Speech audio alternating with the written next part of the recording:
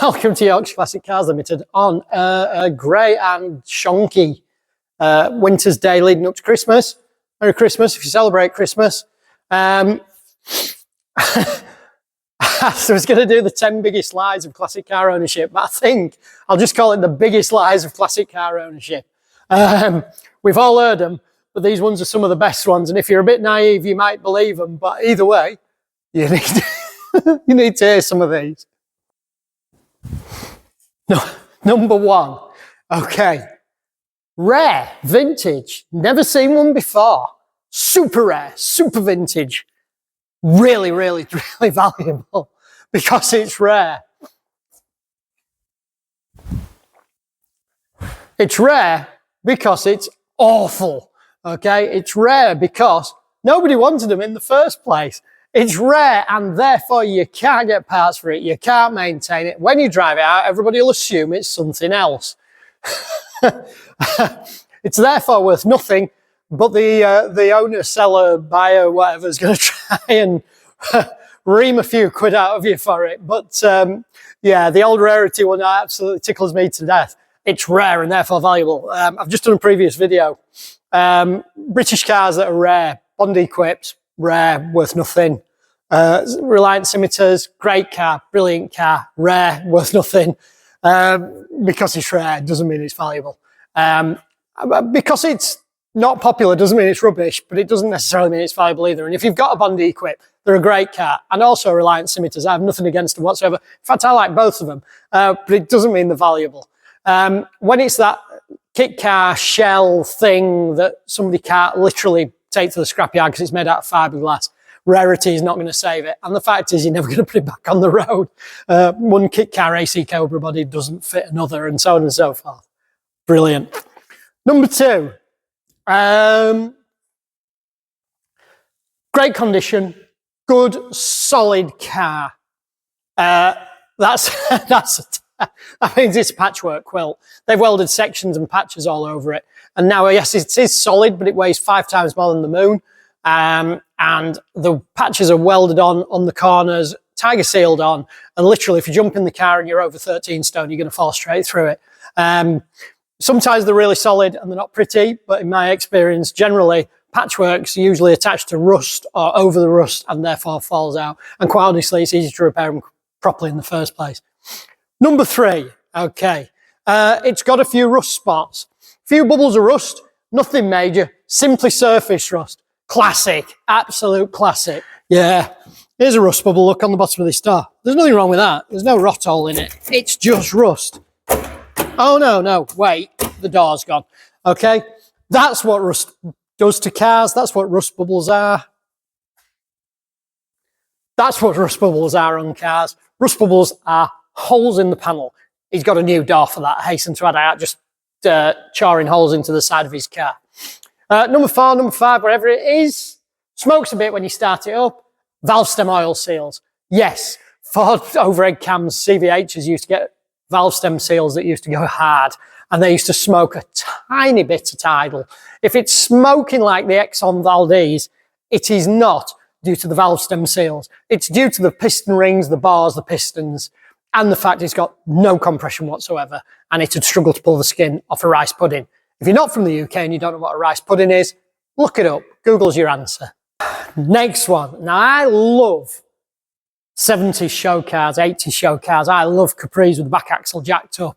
I love them, side pipes, all that malarkey. But what I will say about them is not many of them were built out of steel. Okay, they were built out of fiberglass and filler, and generally it's stuck on there inches thick. If it hasn't cracked, then that's probably a good sign. Some of them have metalwork under there. Most of them were built purely out of filler. And the chances of it surviving in good condition, and if you peel it off, could easily be put back to standard. Nope, that's why you haven't done it. Minor problem, easy to fix, nice and cheap. Just needs a set of plugs thrown in it. Why didn't you throw them in before you tried to sell it? This car's worth £25,000 finished, just needs a few quid spending on it, and it'll be worth 25, so I'm trying to sell it for 15. So you've knocked 10 grand off because it needs £3.50's worth of spark plugs. Spark plugs are about £4 each, but either way, all it needs is a few wires connecting up, and you're away. Okay, Yeah, that's probably one of the biggest lies you'll ever see in classic, custom, even in more modern cars. It's a 25 grand car. All you've got to do is spend nothing on it. Pence, literally pence, and it'll be worth 25 grand. I'll sell you it for 15. Now you'll sell us it for 15 because it is truly broken. There are sometimes projects out there, but 99% of the time, there is a bigger deal than a few quid's worth of gear. Otherwise, you'd just throw a few quid's worth of gear on it, wouldn't you? Needs a paint job. All finished, needs a paint job. That's the next one. Can't remember what number we're up to, but I'm doing it anyway. Just needs a paint job, and we're there. Hang the doors on it, off it goes. Been repainted. Okay, this is the next paint one, actually. I'll put this in the same one. Been painted, just needs reassembling. What you mean is, you painted it all in pieces, and now nothing fits. Actually, I worked at York's Triumphs. Guy came in with a Spitfire, said, I've had it resprayed, had the car all done, I've had loads of work done on it, had it all resprayed, and now for some reason the doors overlap at the back. Make sure everything fits, but there's a good reason for that. Now, it isn't that big a fix that I can actually do that. It's time consuming and not cheap, but the fact is, well, when you say not cheap, it's not that expensive, but there is a fix certainly on Spitfires for that. But yeah, usually we've done loads and loads and loads and loads and loads and loads and loads and loads and loads of work. We've had it all painted, and then we went to put it back together. It no longer fits back together, and that's why you're buying it as a jigsaw puzzle.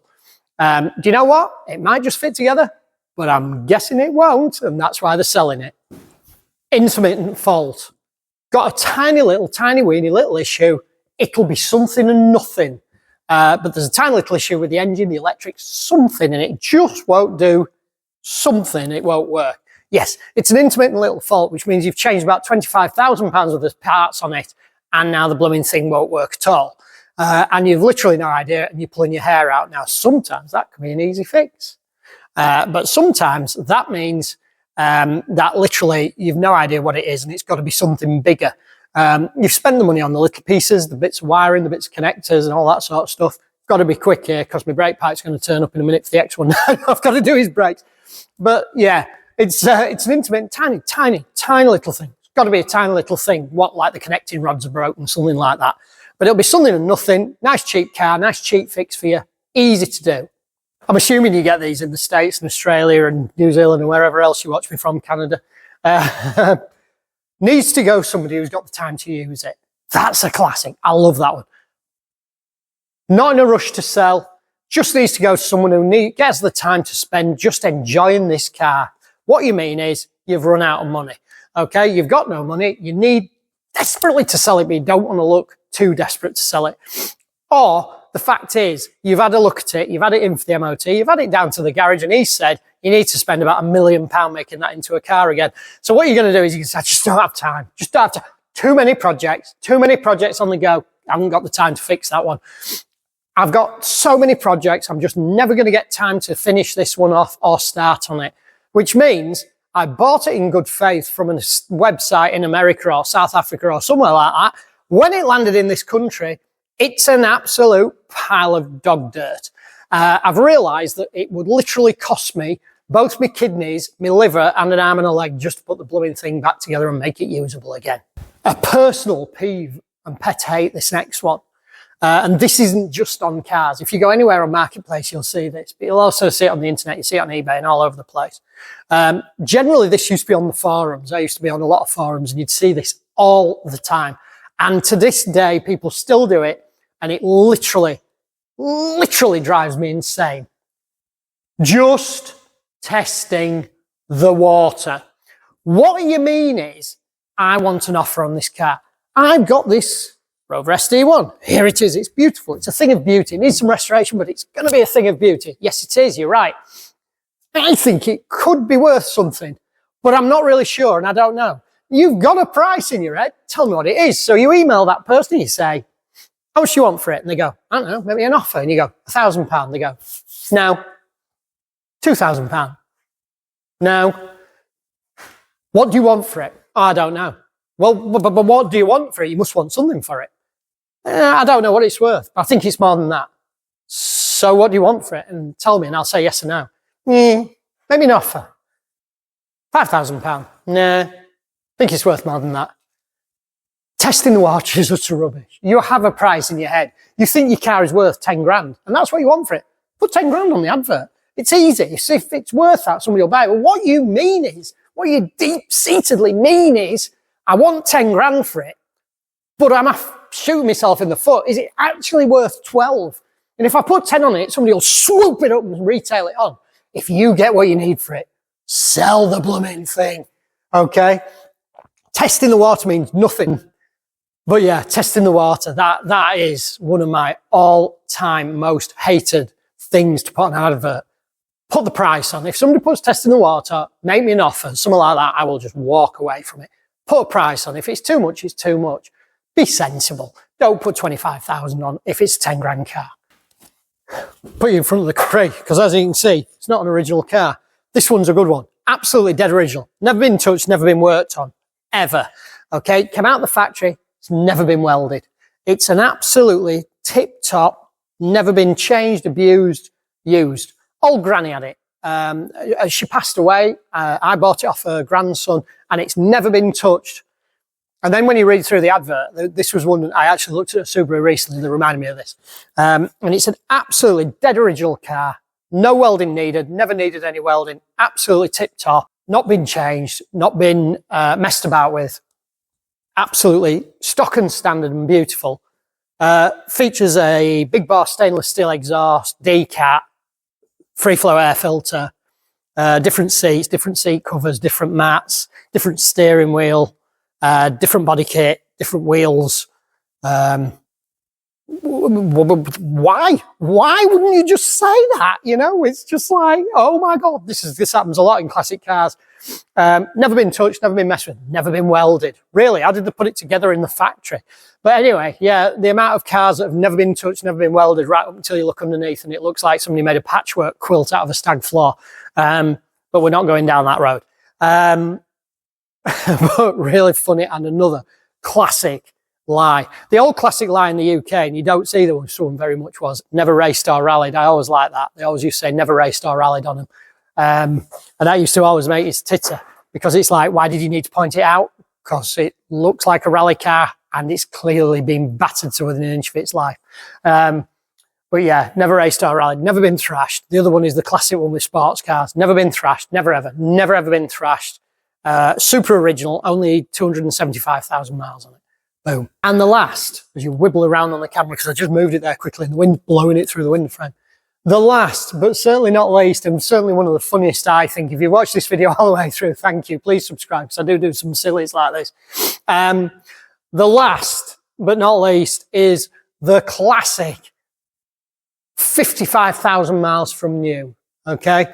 Only 56,000 miles from brand new. Now, this was always a joke on Mark 3, Mark 4 Escorts, Orions, things like that, which are now classics.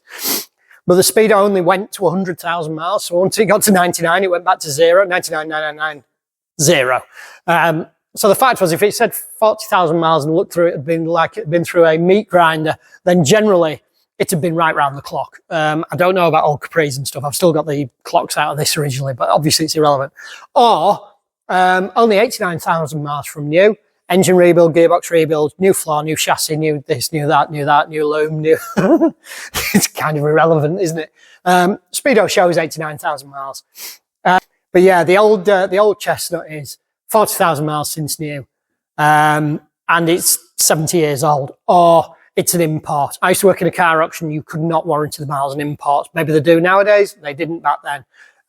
Because just about every one of them got what they used to describe as a haircut coming across the Atlantic, where the mileage used to mystically go from 125,000 miles to about 50,000 miles.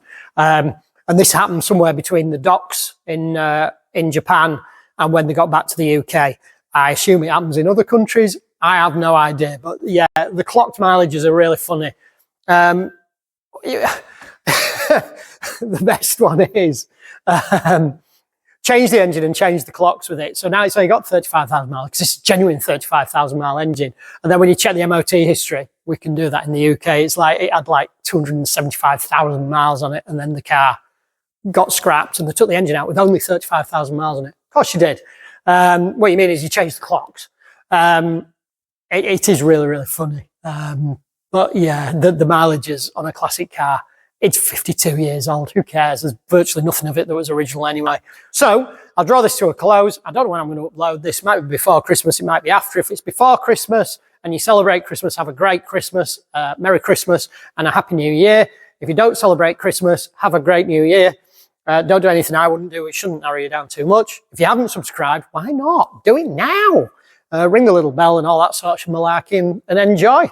Plenty more videos to come because I enjoy doing them. Enjoy. Bye-bye.